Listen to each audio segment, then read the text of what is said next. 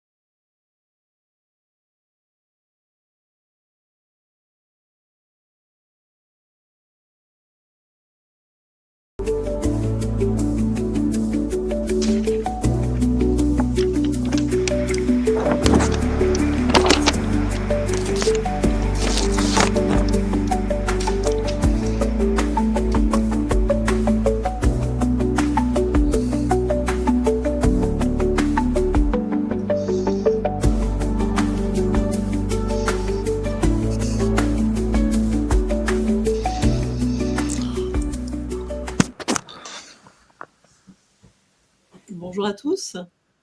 Bienvenue, Bonjour. Bonjour. bienvenue à notre deuxième webinaire sur les freins de votre transformation, sur la thématique de faites des freins de votre transformation des opportunités. Le 15 novembre, on a eu le volet 1 qui était sur les freins humains. Aujourd'hui, nous avons le volet 2 sur les freins organisationnels. avec un petit changement de format puisque la dernière fois j'étais avec Jean-Marc et aujourd'hui nous avons Jean-Charles Jean-Charles Ingles qui nous a aussi rejoint. Nous sommes ensemble jusqu'à 13h. Vous avez peut-être l'habitude maintenant, mais on fait un petit sondage avec 2 questions. Vous pouvez scanner le QR code et répondre aux questions. Les réponses vont être anonymes et on débriefera au fil du webinaire. Donc, vous aurez ce petit QR code, il va rester en haut. Donc, vous pouvez, même si vous ne l'avez pas attrapé sur la première page, le rescanner sur cette slide. Moi, je suis Élodie Perrault. Chez Anthrope, ce que je fais, c'est je m'emploie à développer la capacité d'agir individuelle et collective en prenant en compte la culture d'entreprise. Je vais laisser Jean-Marc se présenter, puis Jean-Charles. Ouais, je passe la parole à Jean-Charles, il est au milieu. Ah oui, pour moi, il est en bas. Bonjour à tous. Je suis expert sur le travail en mode projet, et je pilote au sein d'Anthrope l'offre qui accompagne le succès des projets et des programmes. Et bonjour à toutes et à tous, je suis Jean-Marc Cazeneuve, associé à Anthrope, et je suis en charge de l'excellence opérationnelle et de la performance des processus. Merci à tous les deux. On va passer au programme. Vous voyez, vous avez toujours le QR code si vous n'avez pas eu le temps de répondre. Donc, faites des freins de votre transformation des opportunités. On rappellera rapidement sur le volet 1 les conclusions, les grands enseignements qu'on avait retenus du volet 1 sur les freins humains. Ensuite, on ira au sujet qui nous occupe aujourd'hui, volet 2, sur les freins organisationnels. Et puis, on abordera cette question de comment les aborder. Et on finira par les questions-réponses. En parlant des questions-réponses, vous pouvez poser vos questions dans le chat et a priori, on y répondra plutôt à la fin. Mais si on voit des questions qui sont avec le sujet présenté vraiment en direct, moi, je me permettrai de vous interrompre, Jean-Marc, Jean-Charles, pour poser la question. Voilà en quelques mots le programme. Merci Élodie. Pour commencer, on voulait faire un petit rappel sur ces enseignements du premier volet qui s'est tenu le 15 octobre, qui, comme tu le disais, Élodie, concernait les freins humains. Et on voulait partager donc les 6 enseignements de ce premier volet des webinaires. Alors, les enseignements qu'on a partagés, qui nous semblent importants de retenir, c'est tout d'abord que lorsqu'on parle de freins humains, il est bien important de prendre en considération que ce qu'on appelle une résistance issue du terrain peut parfois simplement être le symptôme d'une contrainte qui n'est pas prise en compte, une contrainte matérielle, immatérielle. Et donc, considérer les résistances non pas comme un acte d'opposition, mais peut-être simplement comme une contrainte qui n'a pas été correctement prise en charge et prise en compte dans la conception et le déploiement du projet. Le deuxième enseignement que nous souhaitions partager avec vous, c'était aussi dépasser les idées reçues, notamment les fameuses idées reçues que nous avions présentées lors du premier webinaire, à savoir que il suffit de passer la courbe du changement pour que finalement l'acceptation et l'adhésion au changement, à la transformation se fasse, que l'opposition des collaborateurs et des collaboratrices n'est pas forcément un trait psychologique, etc. Donc, dépasser les idées reçues permet d'aller sous la surface de l'eau et de bien comprendre quelles sont les causes profondes, en fait, des oppositions ou des freins qui peuvent être observés sur le terrain. Le troisième enseignement que nous souhaitions partager avec vous, c'est qu'au lieu d'opposer antagonisme et synergie, il faut au contraire les combiner. Et c'est notamment une des leçons de la sociodynamique. Et lors du premier volet 1, nous vous avions présenté la fameuse carte des partenaires et la stratégie des alliés.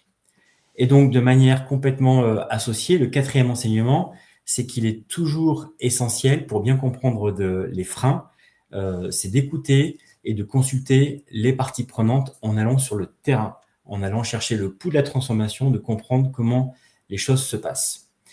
Et lorsque l'on va sur le terrain, on arrive au cinquième enseignement. Il est important de pouvoir distinguer les différents types de freins humains.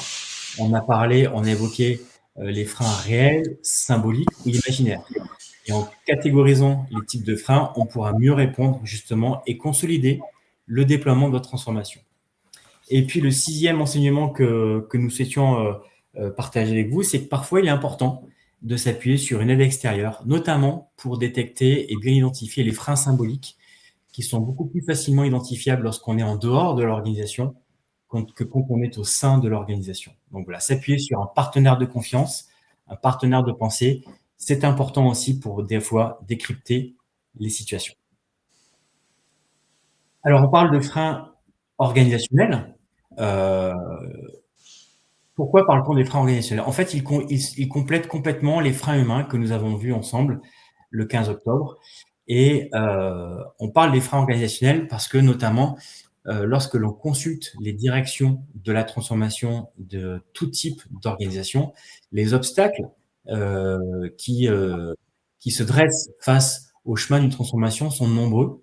Là, on vous a mis pour rappel un des résultats du benchmark qu'Entreprise a effectué en 2024 auprès de 70 organisations et 70 directions de la transformation qui font apparaître en fait un nombre d'obstacles assez important. On ne va pas tous les passer en revue, mais ce qu'il faut retenir, c'est que les obstacles et les freins observés sont de nature très diverses, très variées. Certains d'entre eux vont être liés au mode de fonctionnement de l'organisation. Certains freins vont être liés à la manière dont on décide, dont on aligne les acteurs. Certains freins vont être plus liés à une dimension culturelle, ce qu'on a évoqué lors du premier volet. Et puis, on a aussi des freins qui vont impacter directement, en tout cas, des éléments qui vont faciliter, au contraire, rendre plus difficile la collaboration et la coopération. Et donc, si on devait donner une définition, notre définition d'Anthrope sur ce que sont les freins organisationnels, on pourrait dire que ce sont tous les éléments relatifs au fonctionnement d'une organisation qui limitent sa capacité à se transformer. Et les freins organisationnels, bien sûr, peuvent impliquer des personnes, des individus, mais ils sont avant tout caractéristiques du fonctionnement collectif de l'organisation. Et ça, on pense que c'est vraiment un socle, une définition qui est importante à retenir et à garder en tête pour bien distinguer les freins organisationnels des freins qui sont plus au niveau des individus et des équipes. Alors, Et ouais, j'allais dire, effectivement, il y a les freins organisationnels qui sont là. Ils sont nombreux, mais vous en avez choisi quelques-uns. Peut-être c'est ça. parce que voilà, ils peuvent être multiples, mais vous avez choisi en préparant Jean-Marc, Jean-Charles, de faire un focus sur 3 d'entre eux. Oui. Jean-Charles, tu veux les présenter? Oui, ce sont un peu les gros cailloux parce que il y en a d'autres, hein, il y a des freins organisationnels qui sont un peu des freins structurels, mais il y en a 3 qu'on voit souvent dans le cadre de nos missions. C'est la difficulté d'aligner les décideurs sur une vision commune en termes d'objectifs, mais aussi en termes de cibles opérationnelles, c'est-à-dire à quoi doit ressembler mon organisation d'ici 1, 2, 3 ans. Parce que forcément ça pose des questions et il y a des bénéfices et des contre-bénéfices pour chacune des parties prenantes, hein. Donc aligner des personnes sur une vision, c'est pas toujours simple. Il y a la confiance qui peut être un frein, notamment dans la capacité des équipes à collaborer entre services ou entre des entreprises, et on investiguera à peu près enfin ce que ça veut dire la confiance. Et puis il y a les compétences qui sont mobilisées pour accompagner les transfos qui peuvent être un frein structurel, un frein organisationnel, parce que certaines entreprises ont installé le bon niveau de compétences, mais d'autres pas forcément. Donc on verra ce qu'il y a derrière ces compétences. Donc on a choisi ces 3 gros cailloux pour ce webinaire parce que le temps est limité. Ouais, comme tu dis, Jean-Charles, les 3 gros cailloux qu'on rencontre de manière assez générique dans beaucoup de transformations, en fait, hein, qui sont plus que des cailloux, parfois des grosses pierres. On démarre avec la première catégorie, donc notamment ce que tu évoquais, l'alignement des acteurs et la définition d'une cible commune, hein, pour répondre à ces enjeux et aux difficultés qui sont parfois observées sur l'alignement des décideurs, sur la nature et sur la profondeur et l'objectif de la transformation, et également alignement pour justement pouvoir développer une vision commune sur la cible opérationnelle.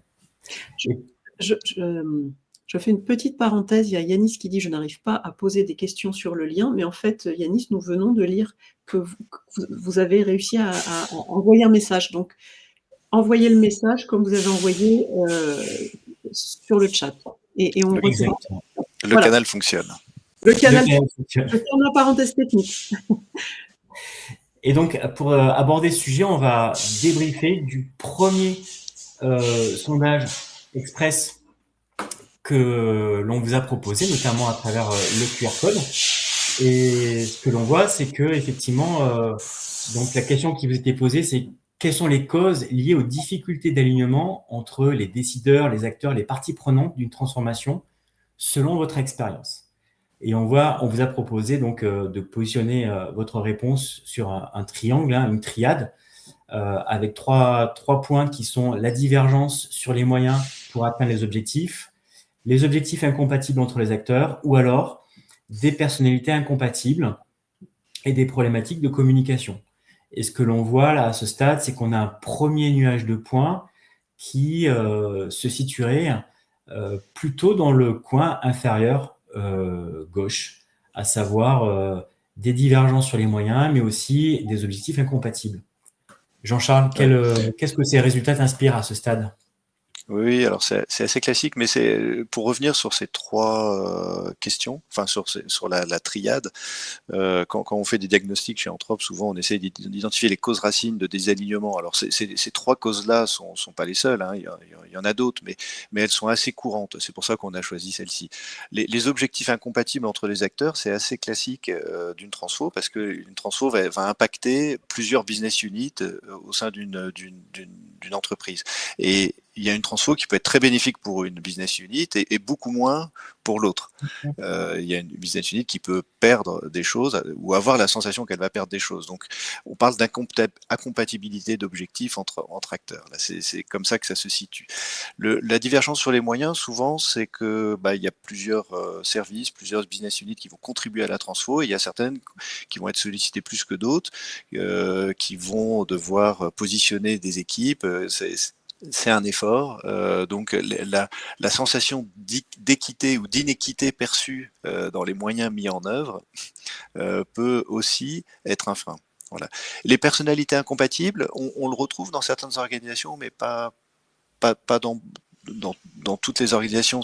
Dans les organisations assez politisées, notamment, il peut y avoir quelque part par pur esprit de contradiction, des personnes, si quelqu'un dit gauche, l'autre va dire droite.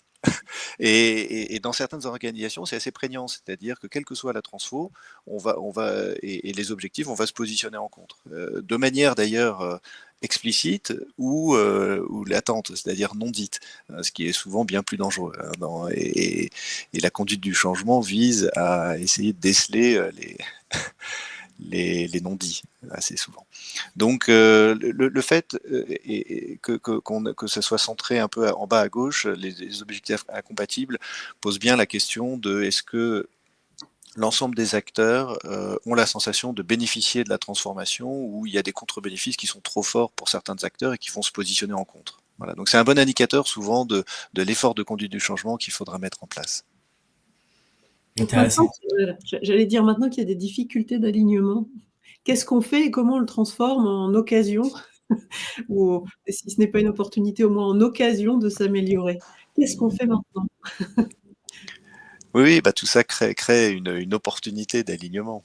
Alors, je dirais qu'il y a plusieurs approches. Là, il y a une approche par itération, hein, qu'on préfère chez Anthrope, sur au moins 3 axes. Alors c'est un petit peu caricatural comme schéma, mais ça pose bien le débat.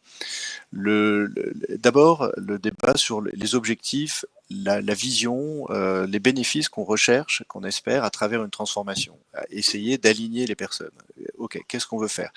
On est une société de 500 personnes, est-ce qu'on veut passer à 5000 personnes dans 3 ans? Est-ce que c'est ça notre objectif? Oui, non. On se développe aujourd'hui sur la France, est-ce qu'on veut se développer sur l'Europe, sur l'Afrique? Oui, non. C'est ça, poser la vision et les bénéfices qu'on veut en tirer.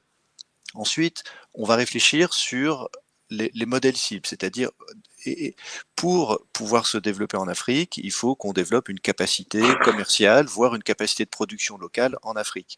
Donc on va avoir une vision capacitaire à travers cette question du what, c'est-à-dire pour passer de 500 à 5000, une capacité d'accueil, il faut que je crée un nouveau site, etc. Ensuite, cette vision capacitaire, ces modèles cibles, elles vont se traduire en moyens.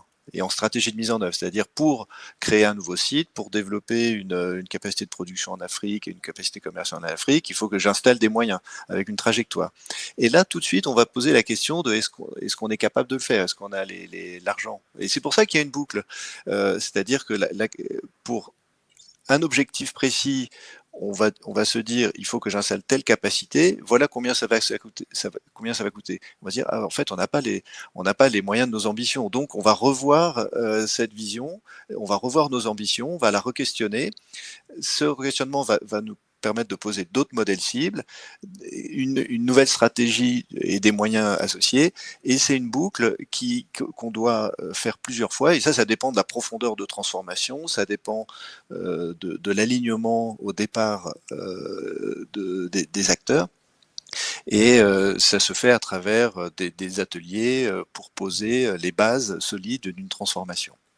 Je profite pour rebondir sur une question, puisqu'on est vraiment au cœur du sujet. LinkedIn user, je ne sais pas, un anonyme. Avez-vous des tips sur l'alignement des acteurs d'une transfo? S'ils ne sont pas d'accord, Jean-Charles, tu fais comment? Comment tu fais pour les faire parler, se mettre d'accord, concrètement? Alors, souvent, là justement, il y a trois axes, le why, le what et le how. Souvent, on met beaucoup d'efforts sur fixer des objectifs ensemble et après, entre guillemets, il n'y a plus qu'à. Et allez-y.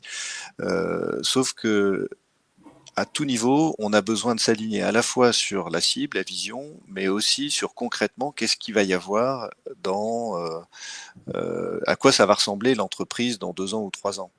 Pourquoi? Parce que chacun a besoin quelque part de mieux comprendre les impacts de la transfo, et quelque part, il y a une sorte d'acceptation, de lâcher prise, j'allais dire presque un deuil. Et l'enjeu de ces boucles par itération, c'est-à-dire c'est de penser en termes j'allais dire de bien commun, mais de penser en termes de nous plutôt qu'en termes de jeu. Et il y a beaucoup de transfos qui se lancent avec des objectifs et une vision qui sont à peu près figés, mais des modalités de mise en œuvre et surtout des modèles cibles qui ne le sont pas du tout. Ce qui fait que chacun n'a pas pris la mesure des impacts, les découvre en cours de transfo, et on ne comprend pas pourquoi il y a une résistance et pourquoi les ambitions de la transfo sont au bout d'1 an ou 2 revues à la baisse avec des conséquences budgétaires, enfin voilà, une efficacité. Donc, oui, pardon. Ce que tu dis, c'est de le préparer en amont, mais la question étant combien de temps est-ce que ça dure et la modalité, moi j'ai envie de poser cette question, de dire est-ce que c'est un conclave, ils sortent pas tant qu'ils ne sont pas mis d'accord? C'est presque ça. Dans les différentes expériences qu'on a de lancement de programme, alors ça dépend de la taille du programme, de sa complexité, mais ça peut être entre quelques semaines et quelques mois. Alors quand je dis quelques mois, ça peut être en 2-3 mois, mais il faut avoir le bon niveau de décisionnaire et travailler par atelier sur à la fois les objectifs qu'on fixe, à la fois les macro-modèles cibles, c'est-à-dire à quoi doit ressembler l'entreprise, les services en termes d'organisation, de process, d'outils, de moyens, et combien ça va coûter. Et ce sont des ateliers en général qui se focalisent chacun sur les objectifs, puis sur les modèles cibles, puis sur les moyens, mais qu'on doit reboucler d'un atelier à l'autre. Donc c'est pour ça que ça peut prendre 2 à 3 mois pour faire atterrir, j'allais dire, le business case d'une transformation. Et j'ai envie d'ajouter, et dans ces cas-là, intervenant extérieur, enfin, c'est important ou ça peut quand même se réguler en interne? Bah oui. Alors, oui, bon, ça dépend des organisations, mais l'avantage de l'intervenant extérieur, c'est pas pour vendre plus de conseils, mais c'est de jouer la posture de tiers de confiance et de médiateur, notamment dans des transformations qui sont politiquement difficiles. Le fait qu'il y ait un intervenant extérieur qui a le droit, mais en fait le devoir de poser toutes les questions et surtout le plus en amont possible les questions qui peuvent faire mal, ça a un avantage important. En revanche, ce tiers de confiance peut être quelqu'un de l'entreprise dans certains cas. Voilà. Ce qui veut dire, Jean-Charles, ce que tu évoquais, un délai de 2 à 3 mois, et notamment donc tout le processus itératif associé à cette dynamique d'alignement par des ateliers et des workshops, ça veut dire que dans la temporalité du projet ou du programme de transformation, ce temps d'alignement, il est vraiment à prendre en compte et à anticiper. dès le départ. Ah oui, oui, oui, oui. Alors, et 2-3 mois, c'est quand même pour des transformations complexes, mais Oui, il est anticipé. Et pour des programmes de transfo qui vont durer 2 à 3 ans, c'est 2-3 mois qui vont faire gagner non seulement du temps et des moyens par la suite, mais qui vont optimiser le retour sur investissement du programme de transfo.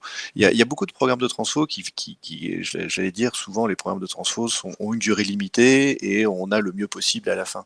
Mais le mieux possible est pas toujours le mieux espéré au départ. Voilà, donc le d'accord. retour sur investissement est d'autant plus fort si on a bien posé ses ambitions en termes d'objectifs à atteindre, de bénéfices à atteindre, les modèles cibles qui les soutiennent, et puis qu'on a optimisé la trajectoire. Donc ça, c'est l'aspect tactique. Voilà. Très bien. Le On a, temps on a une file. question.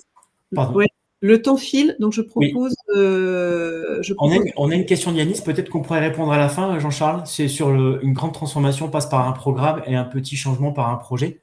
On pourra aborder le sujet à la fin.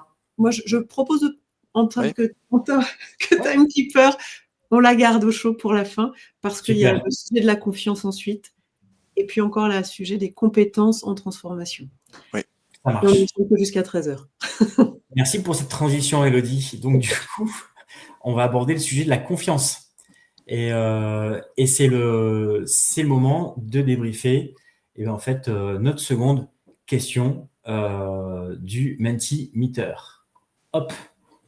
Alors, on vous a posé la question un peu sous les mêmes modalités, hein, c'est-à-dire une triade avec 3 options et une question dans ce que vous avez pu observer, le manque de confiance entre décideurs et acteurs d'une transformation est ou serait dû à, avec 3 options, hein, et toujours la possibilité de placer votre réponse entre ces trois sommets. La perception d'un manque de bienveillance de l'autre, la perception d'un manque de compétence de l'autre, et un antagonisme structurel, par exemple, entre service et direction, ancré dans l'entreprise.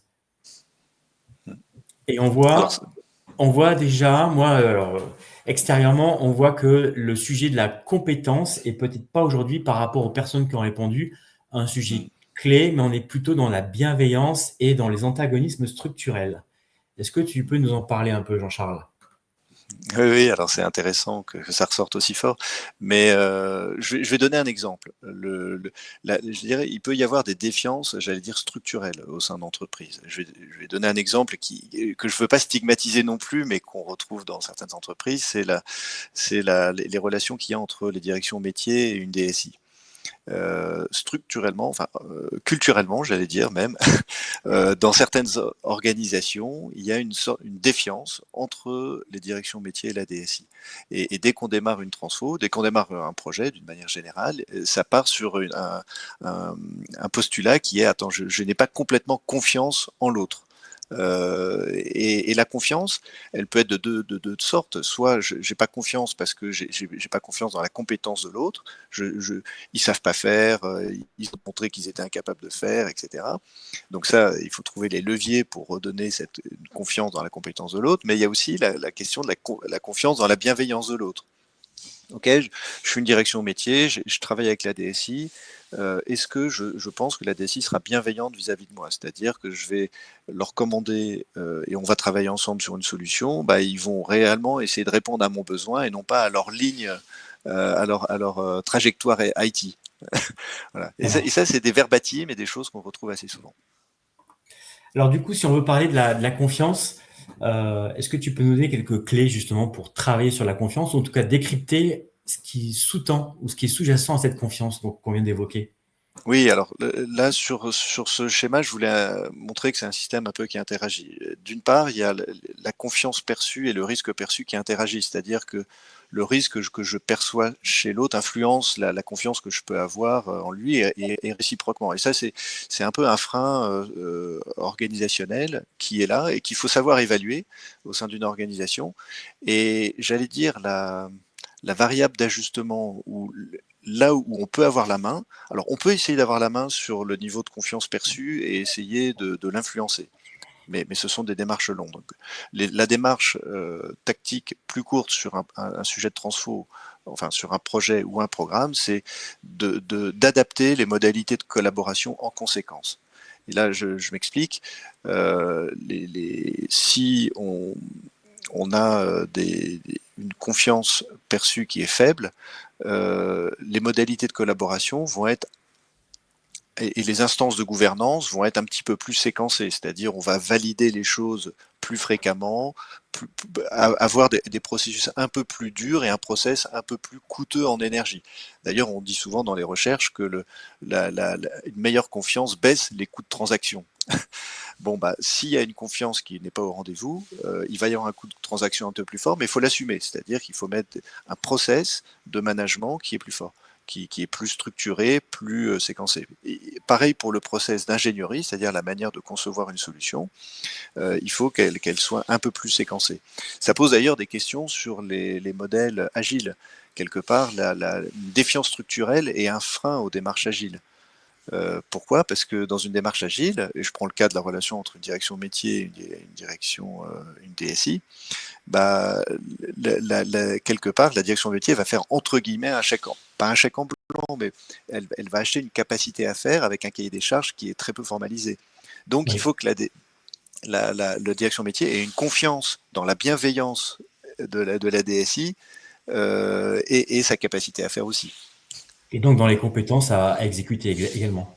Ouais, donc le niveau de confiance a une vraie influence sur les process, à la fois les process d'ingénierie et les process de management, et c'est ce que veut dire ce schéma. Alors c'est vrai qu'on pourrait passer quelques heures dessus, mais dans le cadre de ce webinaire, ce qu'il faut retenir, c'est que essayez d'estimer le niveau de confiance perçu au sein de vos équipes et adapter les modalités de collaboration en conséquence, à la fois en termes de gouvernance et en termes de processus d'ingénierie. Merci Jean-Charles. Et je crois, Jean-Charles, qu'il y a même un papier sur notre blog ou sur LinkedIn sur la confiance dans les projets, justement. Oui, on a essayé de creuser un petit peu le sujet. Donc, Super.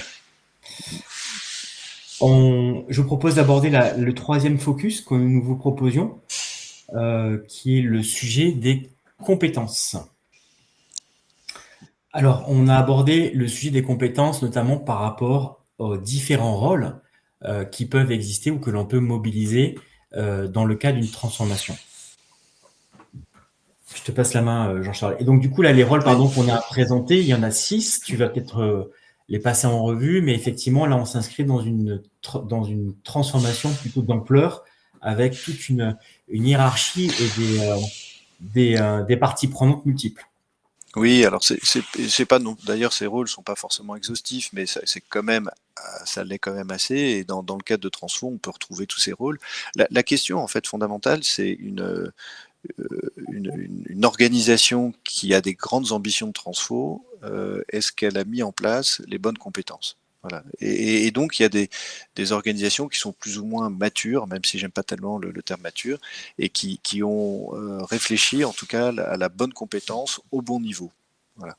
Alors, on va retrouver des compétences en termes de pilotage de projet, parce que piloter une transformation, c'est piloter un projet. Donc, c'est un frein structurel, c'est un frein organisationnel d'avoir un faible niveau de compétence, hein, à la fois sur la conduite de projet, la conduite du changement. Je parle aussi d'architecture d'entreprise. L'architecture d'entreprise au sein des projets de transfo, c'est une compétence importante. C'est la capacité à réfléchir sur la situation A et de la modéliser, et modéliser la situation B espérée dans 1 an, dans 2 ans, dans 3 ans. Et cette capacité à modéliser les choses, à la fois en termes d'organisation, de process, de culture, même si le dit miracle, la culture ne se modélise pas. On peut en parler peut-être de comportement cible, et encore.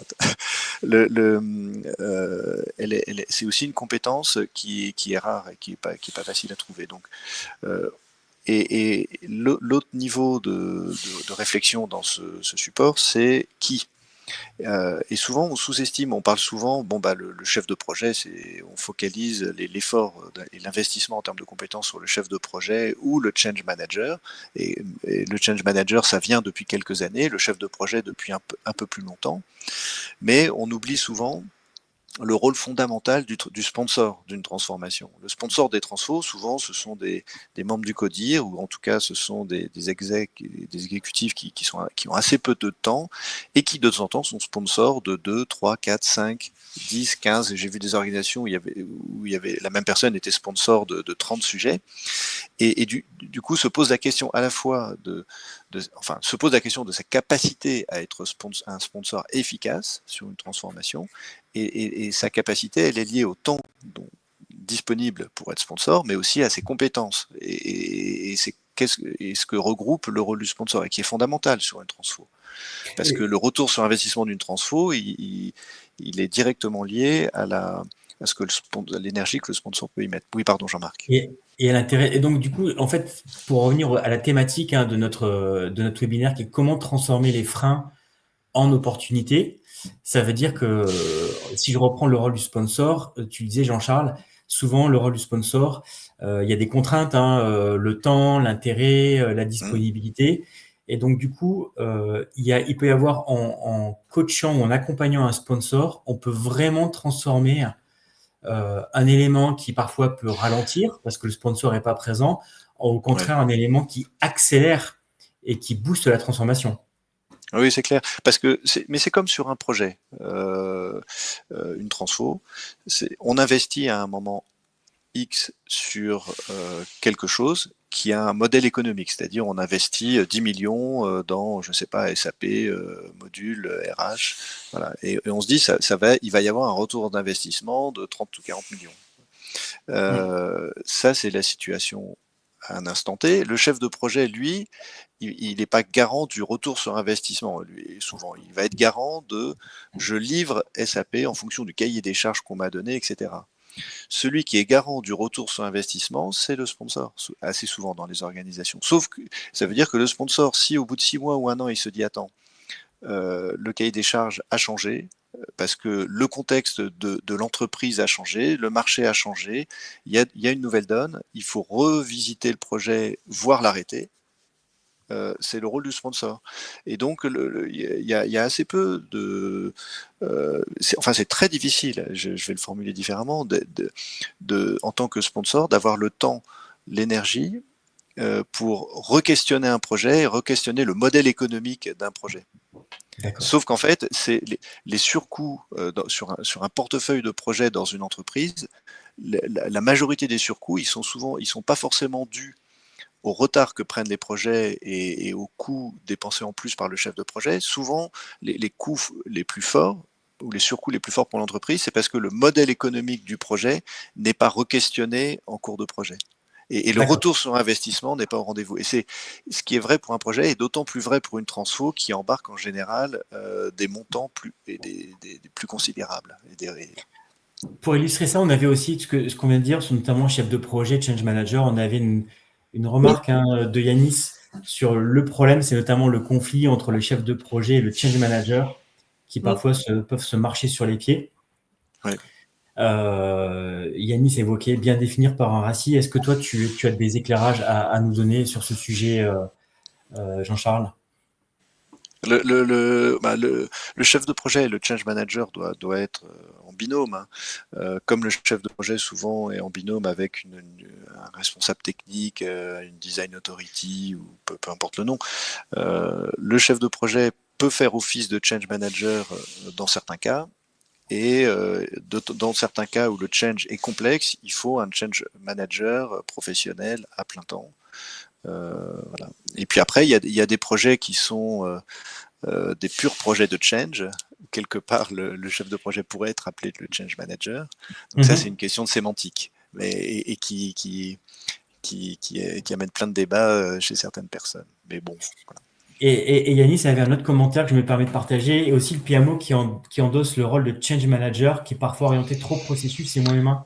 Et donc, du coup, là, on a une opportunité, c'est-à-dire, est-ce que former un PMO de manière même light au change management peut être justement une opportunité de mieux intégrer cette dimension humaine et cette dimension de change? Oui. Alors, objectivement, il y a beaucoup de collaborateurs qui pourraient avoir une formation à minima sur le change, parce que c'est de toute façon une force pour l'entreprise. On parle de frein organisationnel. Un frein organisationnel, c'est que globalement, les collaborateurs n'aient pas assez de connaissances sur la manière de travailler en mode projet, ou de de mettre en place des actions de change. Donc oui, toute personne à son niveau peut le faire. Et puis le PMO, il y a plusieurs définitions de PMO, mais souvent le PMO peut avoir une délégation totale ou partielle du chef de projet sur des activités et sur des activités de change notamment. Moi, je voulais venir sur un commentaire que fait Dominique Cos, qui je trouve fait le lien avec la thématique, l'angle qu'on a pris pour ces deux webinaires.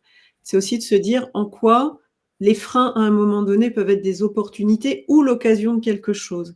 Et Dominique nous dit, voilà, dans le cadre des facteurs structurels, il serait intéressant aussi de mettre en avant les structures d'appui pérennes et pas uniquement les compétences pour lesquelles un budget et des objectifs peuvent être clairement établis. Par exemple, dans un plan stratégique, cette capacité devrait largement faciliter la prise en compte des freins structurels en travaillant par exemple sur la capacité à apprendre et s'ajuster au sein de l'organisation, indépendamment d'une initiative de changement spécifique. Ouais. Mais bien sûr, et l'entreprise apprenante, c'est la cible de beaucoup d'entreprises. Un programme de transfo peut aider à installer les capacités qui permettront à l'entreprise de limiter ses freins organisationnels. Il est 53, je me permets, un timekeeper. On a encore 2 slides. Le temps, oui. Le temps. On voulait, en conclusion en fait de ce webinaire, parce que le temps file, vous faire une petite synthèse en rappelant ce que nous aimons, nous, chez Anthrope, c'est cette fameuse pyramide du changement, et qui consiste à dire que pour passer à l'action, il est d'abord indispensable d'adhérer, bien sûr, en tout cas avoir un certain niveau d'adhésion au projet. Mais pour adhérer, faut-il encore comprendre le projet, son ambition, mais tu l'évoquais tout à l'heure, Jean-Charles, les impacts que le projet va avoir, les impacts opérationnels, les impacts et les moyens aussi à déployer. Et pour comprendre, il faut tout simplement aussi connaître le projet et donc s'assurer que le projet est bien dans le radar des personnes que l'on va mobiliser pour passer à l'action. Et donc, cette pyramide du changement, on a l'habitude elle est assez structurante et aidante pour comprendre ce qui se passe. Et donc, on vous propose en fait une remise en conclusion, en synthèse des 3 focus qu'on a fait aux différents niveaux de la pyramide. Tu veux peut-être compléter, Jean-Charles, sur justement ces 3 niveaux, Oui. agir, adhérer, comprendre spécifiquement? Surtout le volet comprendre, j'aime bien sur les transfos, passer par le dessin, c'est-à-dire arriver à dessiner la cible concrète de ce qu'on veut en termes d'organisation, de process, de modalités de travail ensemble, etc. Parce que comprendre va permettre à chacun de mesurer les impacts chez lui, de mieux les appréhender, de se dire ok, en fait c'est pas si grave, ou alors si c'est très grave et donc je le mets sur la table, mais je le mets sur la table dès le début, donc ce qui permet de redesigner le programme de transfo, et il vaut mieux mettre sur la table les choses le plus vite possible. Et cette phase comprendre, elle est très importante et elle passe pour moi par le dessin. Et voilà, on parle souvent de la courbe d'acceptation dans la conduite du changement. Faut dessiner le plus vite possible et poser une vision commune le plus vite possible. Puis après, l'adhésion, c'est les processus d'alignement dont on a parlé. Pour pouvoir agir, il faut que chacun à son niveau ait les compétences. Voilà. Bon. Merci. Alors, on a encore quelques questions, Élodie? Oui, il y avait la question qu'on a mis au chaud tout à l'heure, donc c'est important. On a dit qu'on y répondrait. C'était laquelle? Il y avait aussi une question sur les outils. Quels outils systémiques Alors, pour accompagner, c'était sur le premier cercle là. Et surtout, on avait dit qu'on gardait. Voilà, il y avait celle-ci. Pardon, les outils systémiques. Mais je crois qu'on a. Je ne sais pas si on parle d'outils systémiques, mais en tout cas, ce sont des outils qui permettent de poser les bonnes questions, le why, le what et le how, et mettre ces 3 éléments en cohérence. En tout cas, une transfo, ça s'aborde comme un système complexe. Donc, il faut avoir une approche par itération. Voilà. Ça, c'est important. Oui. On avait une autre question de Yannis, c'était... Oui, celle-ci tout à l'heure. Oui, alors bon, c'est une question, j'allais dire de sémantique, et petit et grand, ça dépend, c'est très contextuel à la taille de l'entreprise aussi. On parle, pour donner peut-être une idée, on parle souvent de programmes guidés par la vision. C'est une grande stratégie d'entreprise qui a été posée, un plan stratégique qui a été posé, et on en décline une transformation. Donc là, on est plutôt dans le cadre d'une transformation dimensionnante. Mais on parle aussi de programmes de transfo qui émergent, c'est-à-dire il y a plusieurs projets qui sont arrivés parce qu'il fallait améliorer quelque chose. Donc c'était et tout d'un coup, on se dit bon, bah tous ces projets, on pourrait les regrouper dans un programme de transformation parce qu'on se rend compte que ce serait plus efficace que ces projets soient coordonnés. Alors, je ne réponds pas de manière très précise à la question, mais là, on est plus sur une question de sémantique. Voilà. Ça marche. On avait une autre question de Yanis aussi, question de fond. Qui privilégiait un coach agile ou lean pour mener le changement? Alors, qui privilégie entre un coach lean ou un coach agile? Je pense qu'on peut comprendre la question comme ça, ou peut-être que la question, c'est finalement Ouais. quel set Alors, de compétences a-t-on besoin pour mener le changement, en fait? hmm. Alors c'est intéressant parce que alors c'est une question là qui nécessiterait un développement. Mais le lean et un coach lean ou agile vont travailler sur, j'allais dire, le processus d'ingénierie de la solution. Euh, donc ils vont et il va y avoir le change manager et le chef de projet qui vont mettre en place l'ensemble de la stratégie. Donc je pense que le coach lean ou agile est plus un contributeur au changement que un meneur du changement. Bon, c'est un premier élément de réponse. Et j'en aurais plein d'autres, mais je vois que le temps court. D'accord. On avait aussi une autre question d'un utilisateur. Un responsable de la transformation métier est-il indispensable, ce fameux Alors, RTM alors dont on parlait tout à l'heure? j'ai mentionné le terme RTM, peut-être pour mieux le définir. S'il y a une transformation qui implique, par exemple, 5 directions, il va y avoir un représentant par direction qu'on appelle le responsable de la transformation métier. Ce responsable, il est celui qui est garant du déploiement effectif de la vision cible, des nouvelles pratiques dans son unité pour qu'elle amène un retour sur investissement dans sa BU. Voilà. Donc, est-ce que c'est indispensable? Ça dépend de la taille de la transformation, mais si c'est une grosse entreprise, une grosse transfo, à mon sens, c'est indispensable. C'est une direction métier, une direction de la transfo ou un directeur de transformation ne peut pas s'engager sur un ROI s'il n'y a pas quelqu'un au sein d'une direction métier qui s'engage à déployer efficacement la transfo. Merci Jean-Charles. Et peut-être une toute dernière question. Les défis rencontrés avec les sponsors. On en a. On les a déjà évoqués en partie, ouais. On en a évoqué, mais c'est leur disponibilité et en termes de temps et le fait que assez souvent, quand on fait des sensibilisations sponsors, souvent on parle pas de formation sponsor parce que les sponsors sont souvent très pris, donc on fait des sessions de 2 ou 3 heures avec des sponsors, pas plus. Et la majorité des sponsors qui assistent à ça ressortent en disant tiens, j'avais pas conscience que mon rôle était aussi large. Beaucoup de sponsors perçoivent leur rôle comme étant juste présent à des moments clés pour comptabiliser quelque part, mais ils ont pas la proactivité ne rentre pas a priori dans leur périmètre de responsabilité et après ces sensibilisations ils se disent tiens il faudrait peut-être que je le sois plus proactif. Super. Merci beaucoup Jean-Charles, Jean-Marc. Nous sommes arrivés à la fin de ce webinaire, en tout cas. Si vous voulez compléter, vous inspirer, n'hésitez pas à aller voir. Ce webinaire sera en replay, de toute façon. Vous pourrez le repasser en boucle. Il y a également des publications sur notre page LinkedIn ou sur le blog Anthrope. Et puis, vous pouvez nous contacter par mail aussi. En tout cas, au plaisir de poursuivre les échanges avec vous au-delà de ce webinaire. Et on a fait un petit focus sur la dernière vidéo que nous avons publiée sur LinkedIn cette semaine ou la semaine dernière. Vidéo courte, d'1 minute, 1 minute 30, où Jean-Charles, tu nous expliques de manière assez ludique et didactique la différence entre coopération et collaboration, deux termes qu'on peut avoir souvent tendance à confondre. Et j'aime bien cette vidéo parce que tu nous donnes des illustrations très concrètes qui nous montrent que ce sont deux choses bien différentes. Voilà. Merci à vous. Merci. Merci dans le chat. Merci à tous. Merci beaucoup et bonne journée. Bonne suite de journée. Au revoir. Au revoir. Bonne journée à tous.